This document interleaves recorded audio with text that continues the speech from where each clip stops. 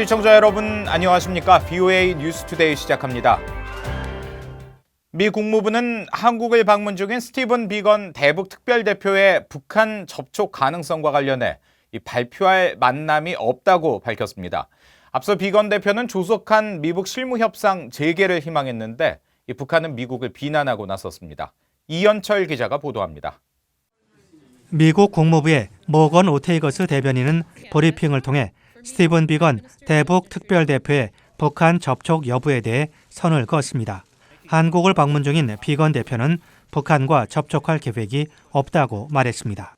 We don't have any additional meetings or stops to announce for Mr. Biegun. 앞서 국무부는 비건 특별대표가 19일부터 20일까지 일본을 방문하고 이어 한국을 찾아 22일까지 머물 계획이라고 발표했었습니다.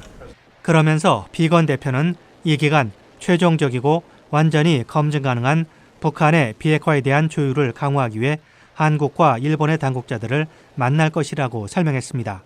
하지만 비건 대표의 이번 방문이 북한이 강하게 반발해온 미한연합훈련 종료 시점에 이루어지는 것이어서 방한 기간 북한 측과 접촉할 가능성이 제기돼 왔습니다. 비건 대표는 한국 외교부의 이도훈 한반도 평화교섭 본부장과 만난 뒤 미국은 준비가 돼 있다면서 조속한 미북 실무협상 재개를 희망한다고 밝혔습니다. We are prepared to engage as soon as we hear from our counterparts in North Korea. 비건 대표는 이어 지난 6월 트럼프 대통령이 북한 김정은 위원장과 판문점에서 만난 직후 자신과 협상팀에게 북한과 실무협상을 재개하라는 과제를 줬다고 말했습니다. 이런 가운데 북한은 비건 대표의 방한 둘째 날인 21일 기관지인 노동신문을 통해 미국을 비난했습니다. 미국의 대조선 적대시 정책이 북한의 자위적 대응 조치들을 취하게 하고 있다면서 미국을 직접 비난하고 미한 연합지휘소훈련 등을 거론하며 미국 때문에 한반도 정세가 갈수록 악화되고 있다고 주장했습니다. 그러면서 대화와 협상을 통한 미북 관계 개선과 평화체제 수립은 자신들의 일관된 입장이라고 밝혔습니다. BOA 뉴스 이현철입니다. 마이크 폼페오 미 국무장관은 북한 김정은 위원장이 비핵화 약속을 이행할 것을 여전히 기대하고 있지만 대북 제재는 유지될 것이라고 밝혔습니다. 폼페오 장관은 21일 공개된 미 정치 매체 워싱턴 이그제미너와의 인터뷰에서 미북 정상은 그동안 만남을 통해 비핵화와 그에 따른 북한의 안전보장과 번영의 달성 방안에 대한 이해를 심화시켜 왔다며 이같이 말했습니다. 그러면서 김 위원장이 약속을 이행하지 않을 경우 역사상 가장 강력한 제재를 유지할 것이고 또 김 위원장에게 비핵화가 북한의 옳은 길이라는 확신을 주기 위한 노력을 계속할 것이라고 말했습니다. 폼페오 장관은 최근 미국인의 북한 여행 금지 연장 조치와 관련해 미 정부는 해당 규제를 해제할 만한 충분한 진전이 이루어지지 않았으며 유엔 안보리의 대북 경제 제재를 완화할 만큼 충분한 진전이 이루어지지 않은 것으로 결론 내렸다고 설명했습니다. 세계 최대 규모로 상륙 작전 등을 수행하는 미 해병대 데이비드 버거 사령관이 취임 이후 첫 해외 일정으로 일본과 한국을 방문했습니다.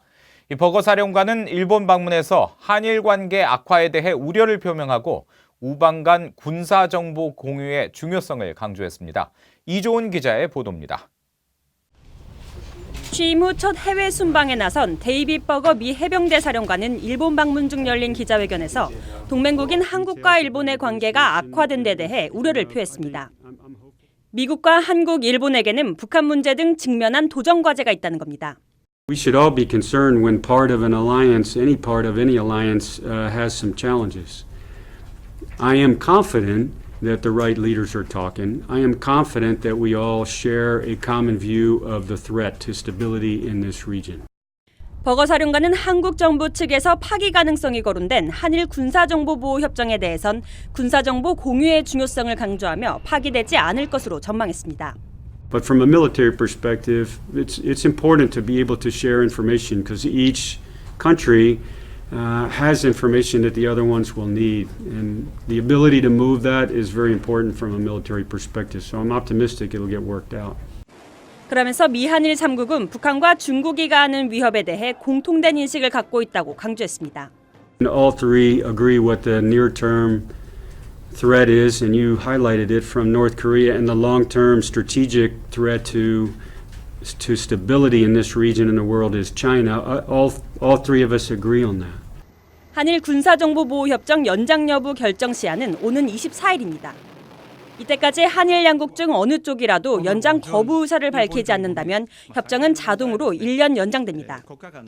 미국의 스텔스 전투기 F-35B의 일본 도입 방안도 논의한 버거 사령관은 22일 한국을 방문합니다. 버거 사령관은 한국에서 국방 관계자들과 만나 양국 공조 방안을 논의하고 주한미군 기지를 방문할 예정입니다. VOA 뉴스 이조은입니다. 일본이 북한의 핵무기 능력에 대한 위기 인식을 높였습니다. 다음 달 공개될 올해 일본 방위백서에 북한이 핵무기를 소형화할 수 있는 능력을 보유했다고 기재한 것으로 전해졌습니다. 김영교 기자가 전해드립니다. 일본 정부가 다음 달 강요회의에 제출해 승인받을 예정인 2019년 방위백서에 북한이 핵무기의 소형화와 탄두화를 이미 실현한 것으로 본다는 내용이 담긴 것으로 알려졌습니다. 방위백서의 초안을 입수한 일본 요미우리 신문에 따르면 일본 정부는 이 같은 표현을 처음으로 방위백서에 기재했습니다. 지난해의 방위백서엔 북한이 핵무기의 소형화와 탄두화를 실현했을 가능성을 생각할 수 있다고 밝혔지만 기술 진전이 예상됨에 따라 북한의 핵무기의 소형화와 탄도미사일 탑재 가능성에 대한 위기감을 표시한 것이라고 이 신문은 전했습니다. 전문가들은 북한이 대화 국면에서도 계속 핵무기 관련 개발을 지속해왔다면서 일본의 이 같은 반응은 자연스럽다고 지적했습니다. 북한의 김정은 위원장은 지난해 싱가포르 1차 회담 등 3차례나 도널드 트럼프 대통령을 만나 한반도 비핵화에 대해 약속을 했지만 북한은 그동안 핵무기를 정교화시키기 위한 작업을 계속해왔을 가능성이 크다는 겁니다. It doesn't surprise me. They were probably continuing work on their nuclear weapons programs, just not, doing so in such a visible way. And not everything requires visible testing. A lot of the work is done in laboratories, in underground facilities.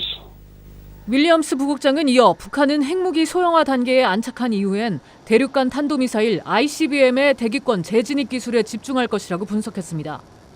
이런 가운데 일본 방위백서 초안은 자위대 초계기 위협 비행 레이더 조사 갈등과 일본 자위대함에 대한 한국의 우길기 개양 자제 요청 등을 언급하며 한국 측의 재발 방지를 강하게 요구하고 있다는 내용도 적시한 것으로 전해졌습니다.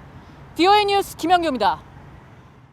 한국과 일본, 중국이 한반도 문제와 관련해 완전한 비핵화를 위해 함께 노력하기로 합의했습니다. 왕이 중국 외교부장은 21일 베이징에서 한중일 3국 외교장관 회담을 개최한 뒤 3국이 한반도의 대화 추세 유지에 노력해 한반도 비핵화와 평화체제 구축, 영구적인 평화체제를 실현해야 한다고 밝혔습니다. 강경화 한국 외교장관은 이와 함께 3국은 한반도를 포함한 동북아의 평화와 안정이 공동의 책임이라는 데 인식을 같이 했다고 말했습니다. 또 고노 일본 외무상은 한반도의 완전한 비핵화를 위해 유엔 안보리 대북 결의를 완전히 이행하는 데 공조하기로 했다고 설명했습니다. 한편 왕이 외교부장은 미국의 중거리 미사일 아시아 배치 계획과 관련해 이를 결연히 반대한다며 한국, 일본과 함께 지역의 안보와 안정을 수호하길 원한다고 말했습니다. 세계 식량 계획 WFP가 지난해 북한에서 약 19만 5천 명의 유치원 어린이들에 대한 식량 지원을 중단했다고 밝혔습니다. WFP는 21일 발표한 2018 연례 성과 보고서에서 북한과 관련해 지난해 자금 부족으로 지원을 상당 부분 축소하거나 중단할 수밖에 없었다며 이같이 밝혔습니다. 그러면서 북한에서 5세 이하 취약 아동과 임신부, 수유모, 식량과 영양 안보에 취약한 소녀 등에게 제공되는 식량 배급량을 줄였고 8개 지방의 보육원과 병원, 기숙학교에서 아동들에게 제공하던 비스킷 배급도 중단했다고 설명했습니다. 세계 식량 계획이 지난해 12월 발표한 북한 보고서에 따르면 지난해 대북 지원에 필요한 금액은 5,200만 달러였지만 실제 할당된 기부금은 2,200만 달러에 그쳤습니다. 폴란드의 한 국제 여행사가 자국 내 관광객들은 매년 10명 안팎으로 북한 관광 프로그램에 참여하고 있다고 밝혔습니다.